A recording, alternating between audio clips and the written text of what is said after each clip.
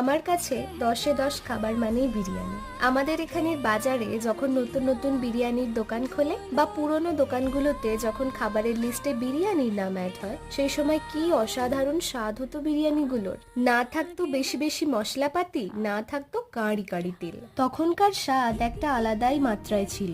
আর এখন সেই দোকানগুলোই বিরিয়ানিতে চিকেন চাপ বলো বা কোনো কিছুর একটা জুস মিশিয়ে স্বাদের 12টা বাজিয়ে ফেলেছে। বাড়িতে বিরিয়ানি বানালে এক্সাক্ট দোকানের মতো টেস্ট পাওয়া যায় না ঠিকই, কিন্তু আমার পিসি আর পিসেমশাই এইসব রান্নায় দুজনেই বেশ পটু। প্লেটের বিরিয়ানিটা পিসিরই বানানো, যেগুলো বাইরের খাবার সেগুলোই পিসিরা প্রায়শই বাড়িতে বানায়। আর তাই এটা ঘরোয়া খাবার নাকি বাইরে থেকে আনা হয়েছে তা বোঝা বেশ মুশকিল। খুব বেশি তেল মশলা না থাকার জন্য বেশ বাবু হয়ে মাটিতে বসে আয়েশ করে খাওয়া যায়।